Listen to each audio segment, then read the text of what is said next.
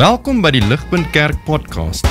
As Ligpunt Gemeente is dit ons begeerte om God te verheerlik deur disippels te wees wat disippels maak en 'n kerk te wees wat kerke plant.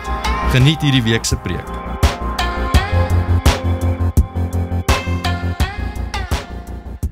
Vriende, ek weet nie hoekom, of ek het 'n redelike idee hoekom sekere stories tydloos is en ander nie.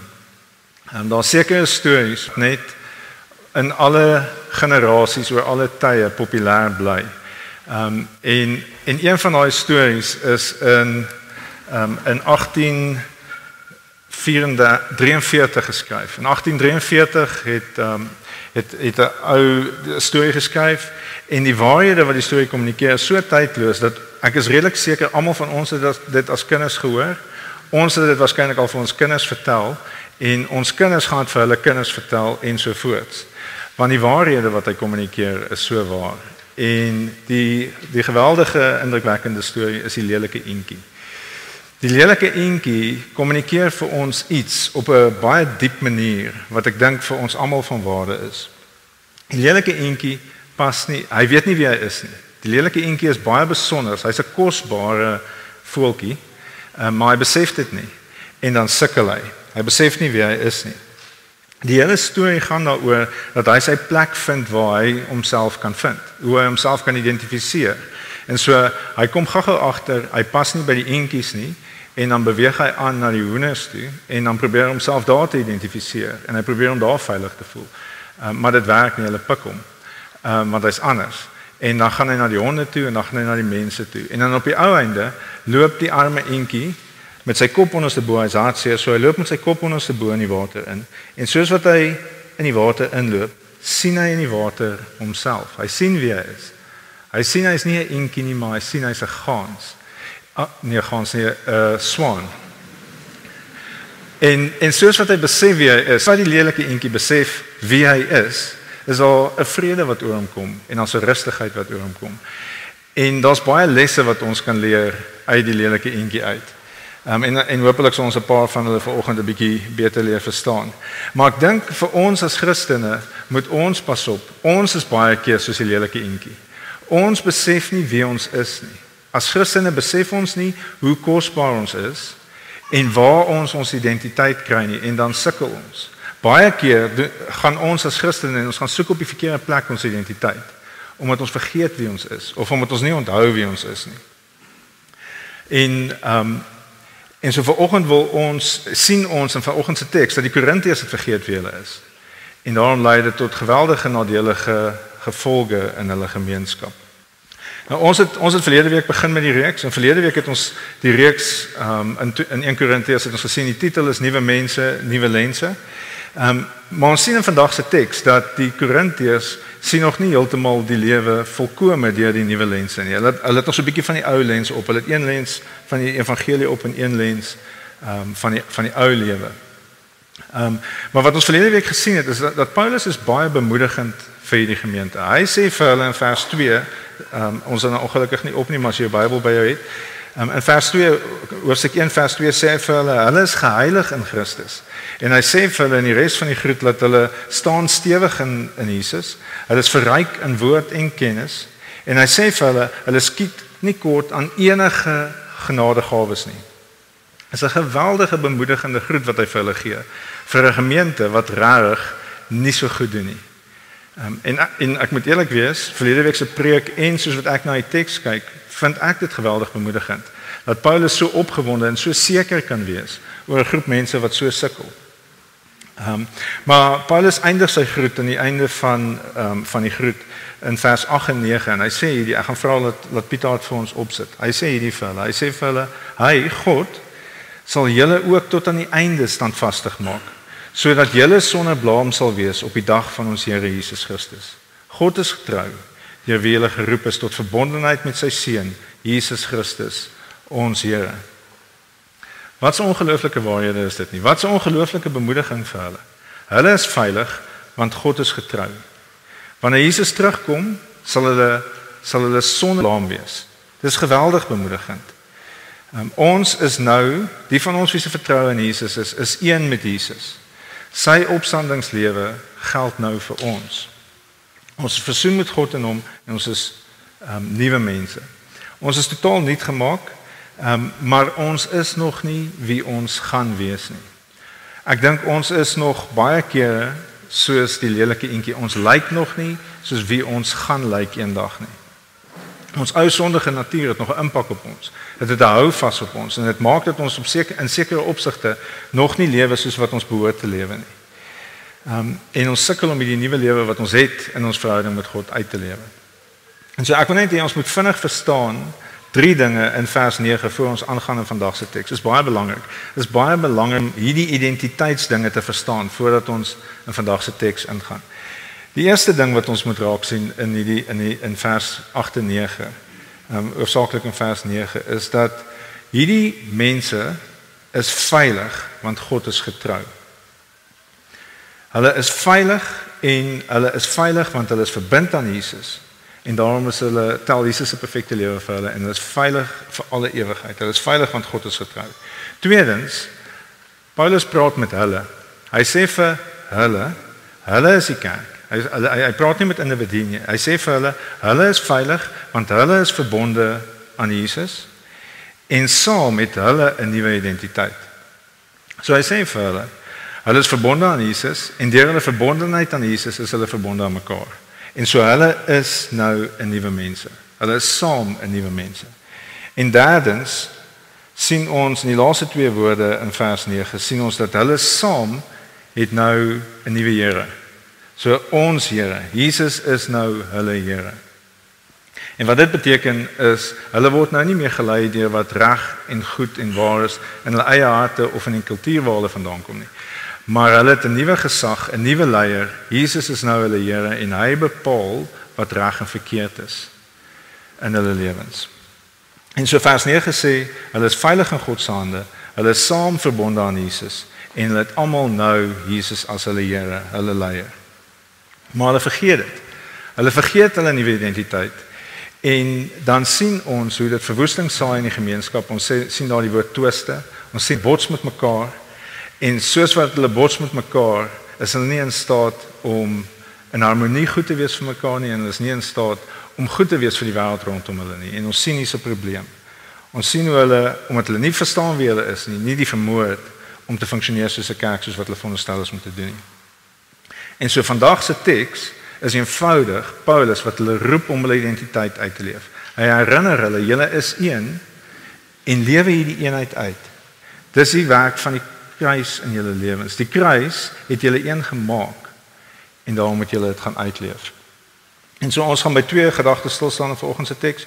Ons gaan in vers 10 sien die oproep tot eenheid en in vers 11 tot 17 gaan ons sien wanneer hulle hierdie gebroke eenheid beleef, is die werk van die kruis gebroke in hulle lewens. En so dis die 2 punte wat ons gaan kyk na vanoggend. Nou kom ons lees saam vers 10 want ek dink dit is die hart van die hele boodskap. Vers 10 daar behoort blaadjies rond te lê met die tekste op vir julle. Vers 10 sê ek pleit by julle broers in die naam van ons Here Jesus Christus dat julle almal eensstemmig sal wees en dat daar nie verdeeldheid onder julle sal wees nie, maar dat julle volkome eensgesind mag wees met dieselfde denkwyse en dieselfde oortuiging. Paulus wil hê hulle moet onthou wie hulle is. Hy wil hê hulle moet onthou dat hulle enigste hoop in lewe en in sterwe is hulle verbondenheid met Jesus. En in hulle verbondenheid met Jesus is hulle verbonde aan mekaar. By die voet van die kruis is ons almal gelyk. Almal van ons is sondaars en almal van ons is behoeftig van genade en almal van ons is deel van hierdie nuwe familie. En so, kyk wat sê hy vir hulle in Kolossense 3 vers 11. Beskryf hy hierdie nuwe lewe wat hulle nou het. En ons gaan dit opsit bo dat julle saam kan lees. By die nuwe mens is daar nie onderskeidings nie. Daar's nie onderskeiding soos Griek of Jood, besnedene of onbesnedene, barbaar of skitier, slaaf of vrye persoon nie. Maar Christus is alles en in almal. So vir beide van ons wat voel asof ons 'n klein bietjie belangriker is as die mense rondom ons, of vir die van ons wat voel dat ons 'n klein bietjie minderwaardig is as die mense rondom ons in die kerk. verstaan ons nie die evangelie reg nie. Daar's 'n gebrek in ons geloof in wat Jesus vir ons gedoen het of 'n gebrek in die verstaan van wat Jesus vir ons aan die kruis gedoen het. Beide die van ons wat voel, ek gaan dit net op 'n ander manier probeer sê. So beide die van ons wat voel soos ons is die arme lelike eentjie in die gemeenskap, en die van ons wat voel dat ons die swaan is tussen die eende, mis die punt van die kruis. Ons verstaan dit verkeerd. Aan die voet van die kruis is ons almal gelyk. Ons is een, want ons almal se identiteit is afhanklik van God se genade. En so in ons verbondenheid aan Jesus is ons een en ons is gelyk. Maar dit is ook belangrik vir ons om te besef ons is een, maar ons is nie eendes nie. En so in 1 Korintiërs 12, julle sal sien soos oor die volgende paar weke, die hele boek rus in 'n groot mate op hierdie beginsel dat hulle een is. En so die struwelinge wat hulle ervaar is in 'n groot mate as gevolg van die gebrek aan eenheid wat hulle beleef. En so die eerste 4 hoofstukke gaan oor eenheid en dan is daar 'n paar ander goedes en dan kom hy weer terug na eenheid toe, sê hulle sien in 1 Korintiërs 12. In 1 Korintiërs 12 praat hy oor die kerk wat 'n liggaam is, klomp verskillende dele wat almal interafhanklik van mekaar se gawes is. En so 1 Korintiërs 12 vers 14 sê inderdaad, die liggaam bestaan nie uit een ledemaat nie, maar uit baie. As die voet sou sê, omdat ek nie 'n hand is nie, behoort ek nie aan die liggaam nie, behoort hy daarom nie aan die liggaam nie? As die oor sou sê, omdat ek nie 'n oog is nie, behoort ek nie aan die liggaam nie, behoort hy daarom nie aan die liggaam nie? As die ganse liggaam oog was, waar sou gehoor wees? En as alles gehoor was, waar sou reuk wees? Maar nou het God die ledemate elke enkele een van hulle in die liggaam geplaas volgens sy besluit. Maar God het die liggaam so saamgestel dat hy meer respek toegewys het aan die deel wat dit die meeste nodig gehad het, sodat daar nie verdeeldheid in die liggaam mag wees nie, maar die ledemate in gelyke mate vir mekaar sal sorg. As een ledemaat ly, ly al die ledemate saam. As een ledemaat vereer word, is al die ledemate saam bly. God het ons gemaak vir mekaar se voordeel. As ons almal saam kan werk in hierdie liggaam, dan is dit vir ons almal se voordeel, dan kan ons floreer. Maar dit is verstaanbaar dat ons mekaar so klein bietjie kan mis van tyd tot tyd. As party van ons 'n oog is en party van ons is 'n oor en party van ons is 'n neus, gaan ons perspektiewe op die lewe verskil van tyd tot tyd. Ons gaan verskillende goedes beklemtoon as belangrik en ons gaan verskillende prioriteite hê. En dit is verstaanbaar dat ons soms gaan konflik hê. Maar Jesus het vir ons gegee wat nodig is om te weet hoe om as 'n liggaam saam te funksioneer. Hy sê vir ons in Kolossense 3 hoe ons behoort te lewe as ons verstaan wie ons is aan die voet van die kruis. Kolossense 3 sê daarom, omdat julle God se uitverkore heiliges en geliefdes is, beklee julle met innige meelewing, goedheid, nederigheid, sagmoedigheid en geduld. Verdra mekaar. En as enige iemand 'n klagte teen iemand anders het, vergewe mekaar. Soos die Here julle vergewe het, so moet julle mekaar ook vergewe. Maar beklee julle bo en behalwe al die dinge, liefde, wat die band is wat alles volmaak saambind. Sien hierdie dinge wat ons so gereeld as niceties beskou, is die dinge waartoe die evangelie ons roep. Dit is wanneer ons mekaar sien as kosbaar in God se oë, wanneer ons mekaar sien as waardig, dat ons hierdie goedes as baie meer belangrik begin beskou. Sien hierdie dinge het ons werklik God se hulp mee nodig. Dit kom op die beste van tye nie vir ons natuurlik nie. Ek is baie oortuig daarvan. Geduld is een van die moeilikste goedes. Geduld is een van daai goedes wat ons moet werklik bewus wees daarvan, dat dit vir God belangrik is vir my om geduldig te wees oor hierdie ding. Geduld is in ons gejaagde samelewing in Pretoria is net nie een van daai goedes wat ons hoog op die prys stel nie. En dit kom vir meeste van ons nie natuurlik nie. Dinge soos innige meelewing en sagmoedigheid is nie dinge wat ons in hierdie stad help om voor te kom nie. Dis nie die tipe van goedes wat jy dink op 'n CV moet wees vir iemand om voor te kom en vir jou besigheid te gaan wins maak nie. En so dit is net nie goedes wat ons hoog op die prys stel in ons kultuur baie keer nie. Die koste van verdraagsaamheid en vergewensgesindheid is baie keer vir ons te hoog om bereid te wees om dit te doen. Maar God is ons genadig. Hierdie is goed as wat God ons mee help. God is ons genadig en hy is ons as kerk genadig wat hierdie goed is aanbetref. Soos wat ons op hierdie stadium met geweldige hartseer en pyn te doen het, is God besig om ons te help om as 'n gemeenskap te groei. Ons kultuur jaag ons aan, maar God hou ons vas. Hy hou ons stil, hy hou ons op 'n plek waar innige meelewing in ons harte kan inbreek en waar sagmoedigheid in ons harte kan inbreek, omdat ons op 'n plek van seer is en omdat ons nodig het om na God te kyk om ons te help. God help ons. God leer ons hoe om verdraagsaam te wees en God leer ons en hy sal ons leer en hy sal ons beter maak. Hy sal ons help om beter te wees om te vergewe. 'n Swaar kry neem 'n mens deur 'n reeks van emosies. Dit is 'n geweldige reeks van emosies. Ek weet nie wat by jou opkom nie, by my is daar angstigheid, vrees, woede, hartseer, verwarring. Ons gaan deur 'n hele reeks van emosies soos wat ons deur swaar kry gaan. Maar op die einde van die dag is God goed vir ons en God gebruik al hierdie dinge om ons op die ou einde meer volwasse te maak as gelowiges. In 1 Korintiërs 3 sien ons dat die probleem in hierdie gemeenskap was, hulle het al die talente in die wêreld gehad, maar hulle was onvolwasse geestelik. En so God gebruik hierdie dinge om ons geestelik gesond te maak, geestelik meer volwasse te maak. Nou die kerk in Korinthe is vir my in baie opsigte nogal soos ons. Een kommentator sê die feit dat hulle verskille gehad het, is 'n teken dat daar lewe binne in die gemeenskap was. Die evangelie het hulle wakker gemaak. Hulle het bewus geword van alles wat hulle moontlik kan doen vir God. En hulle was talentvolle jong mense en hulle het 'n begeerte gehad om hulle gawes uit te leef. En so al wat nodig was vir God was om hulle te help om beter saam te werk, sodat hulle al hierdie gawes wat hulle het saam kan aanwend vir hulle eie voordeel en vir die mense rondom hulle se voordeel. En so ons het nodig om te leer hoe om al hierdie ander dinge goed te doen, die gom wat ons as 'n gemeenskap bymekaar hou, sodat ons in God se genade in langtermyn goed kan doen vir die stad en vir mekaar. Nou Paulus het geweet hierdie dinge is baie moeilik en ek dink ons onderskat hoe moeilik hierdie goed is. Ons dink dit moet van nature kom. Party mense is nice, meeste van ons is onderdruk.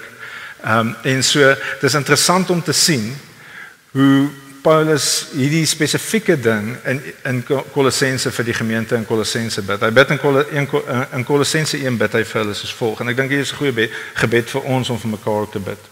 Ons bid dat julle vervul mag word met die volle kennis van God se wil deur al die wysheid en insig wat die Gees gee om 'n lewe te lei wat die Here waardig is en om hom in alles tevrede te stel terwyl julle vrug dra deur elke goeie werk en groei in die kennis van God en deur die mag van sy heerlikheid al die krag ontvang, nie om te oorwin nie om 'n suksesvolle glorie te lewe nie, maar om deur die mag van sy heerlikheid al die krag ontvang om geduldig te volhard. Dit is waartoe God ons roep en dis waarvoor ons God se krag en hulp nodig het om geduldig te wees, om hom te vertrou in sy tyd en sy wysheid.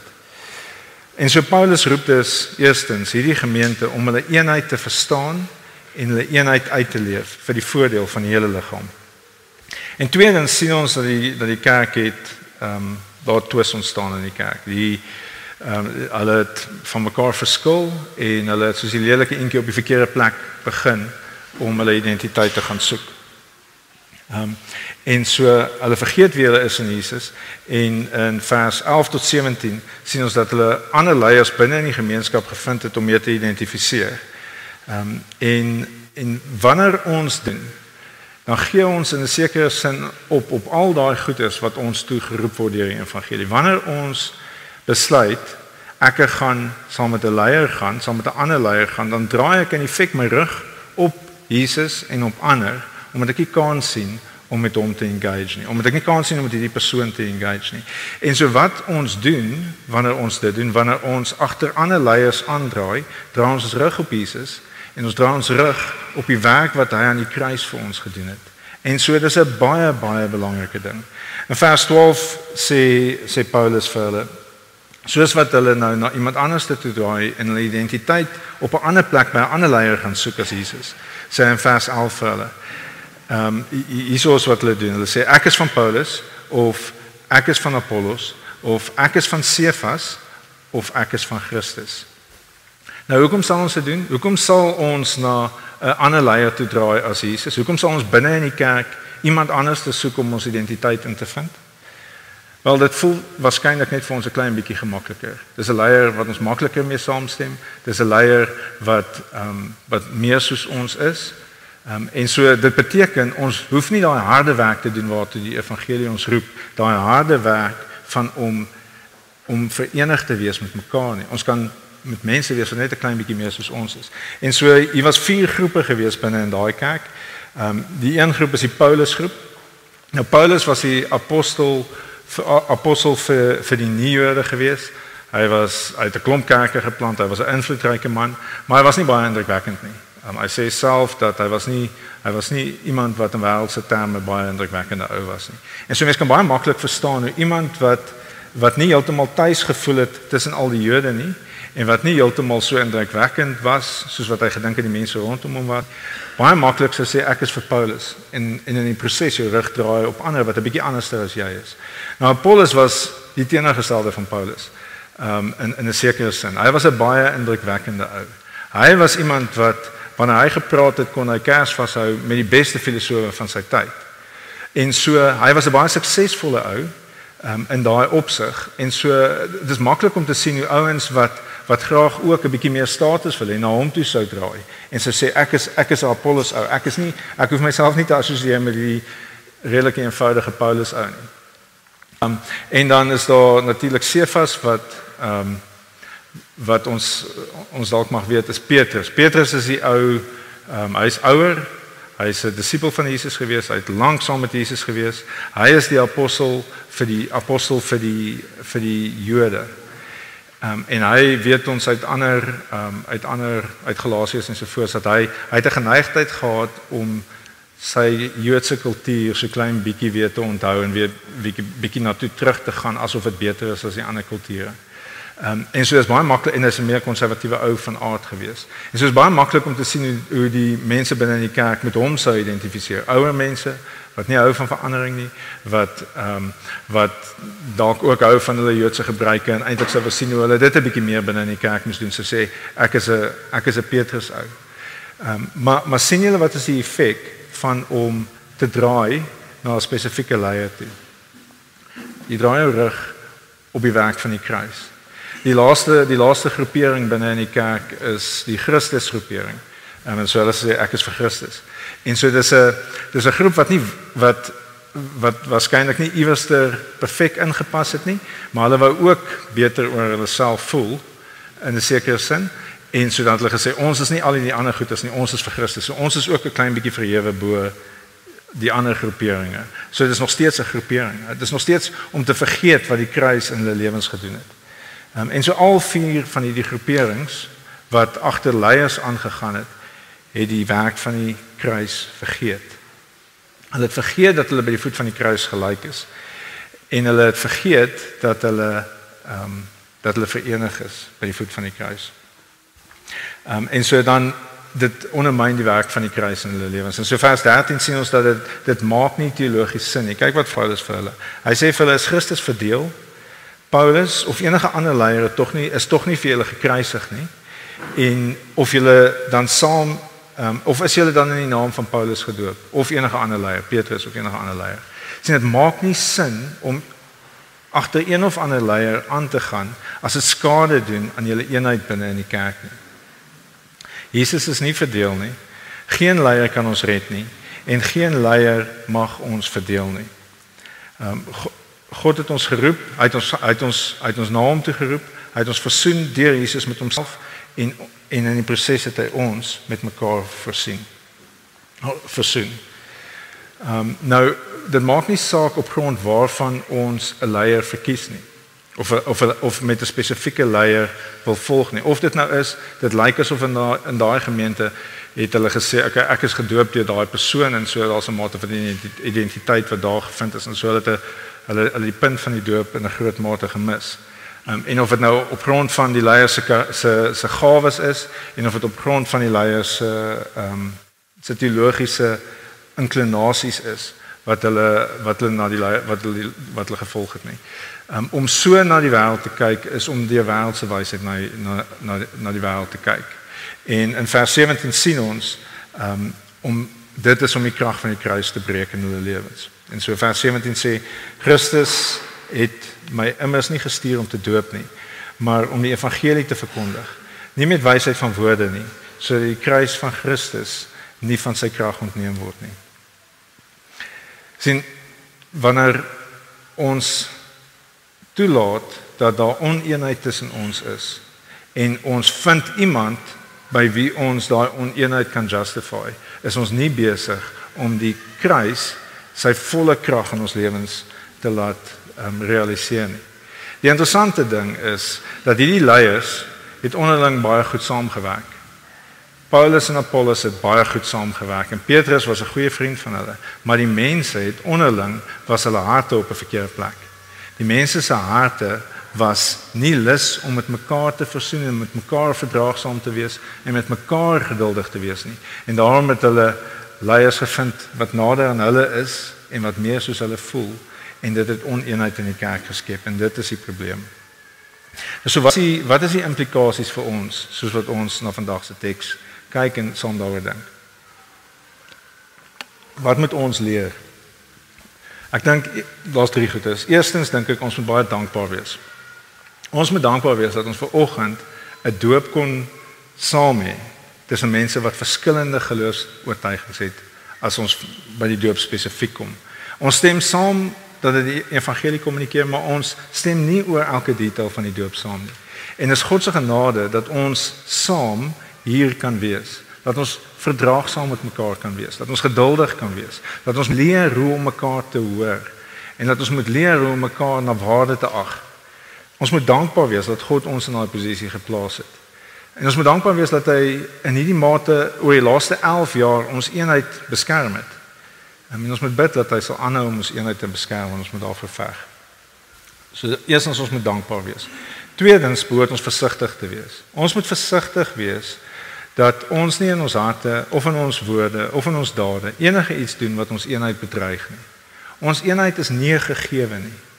Die duiwel sal baie lekker kry as ons begin om met mekaar te twis en as ons begin om redes te vind om in verskillende rigtings te beweeg. Ons moet baie versigtig wees. Ons moet onthou wat Jesus vir ons gedoen het toe hy ons saamgebring het binne in een kerk. En ons moet die basiese dinge van die evangelie uitleef. Ons moet die basiese van Christendom doen. Ons moet die waarheid in liefde met mekaar aanhou praat. Ons moet aanhou moeite doen om mekaar te probeer hoor. Ons moet aanhou om te probeer om mekaar die voordeel van die twyfel te gee. Ons moet, soos Jakobus sê, ons moet vinnig wees om te luister, stadig wees om te praat en baie stadig wees om kwaad te word. En so daar's baie goedes wat ons moet doen as 'n gemeenskap om ons eenheid te probeer beskerm. Ons moet ook as kerk, dink ek, moet ons ook versigtig wees. God is vir ons baie goed. Ons het geweldig baie om voor dankbaar te wees as 'n kerk, as 'n jong kerk met baie lewe en baie nuwe klein kindertjies en baie goeie goedes. Ons het baie om voor dankbaar te wees en ons moet bitter versigtig wees om nie te dink omdat God vir ons goed is ons op een of ander manier meer kosbaar as die res van sy bruid nie. Ons is soos wat ons in hierdie liggaam saam funksioneer, is ons ook deel van sy groter bruid. En so ons is baie dankbaar vir die goeie verhoudings wat ons het met kerke binne in die Union en ander kerke. Ons is baie dankbaar. Maar ek dink ons moet moeite doen om uit te reik en lief te wees vir kerke wat nie heeltemal soos ons is nie. Wat ook deel van Jesus se bruid is, maar wat nie heeltemal soos ons is nie. Ons moet moeite doen om hulle te probeer verstaan en om vir hulle te bid en om te wil sien dat hulle met Jesus as hulle koning lewe en om te sien dat hulle goed is vir die wêreld rondom ons. Ek dink een van die maniere waarop ons dit kan doen is om die Gauteng Alliance te ondersteun. Is een van die goedes waaraan Toby baie hard werk is om kerke oor Gauteng te kry om te probeer saamwerk, om saam te probeer om die evangelie te bevorder en die samelewing te bereik en lief te wees vir die wêreld rondom ons. En so ons moet versigtig wees en probeer om eenheid tussen ons te beskerm en eenheid tussen kerke te probeer beskerm. En derdens en laastens moet ons onthou wie ons is. Ons moet onthou wie ons is as mense wat onthou die doop, as mense wat saam met Jesus wat deur geloof in Jesus verenig is, met Jesus verenig is, wat vir wie sy perfekte lewe nou tel en wat saam met hom gesterf het en saam met hom opgestaan het en in wie nou die opstandingslewe lewe. Ons moet onthou wie ons is. Ons moet onthou wie die mense rondom ons is. Hulle is deur God aan ons verenig. Ons is een, maar ons is nie eenes nie. En so ons moet bid dat God ons help om genadig en geduldig met mekaar te wees. Kom ons bid saam.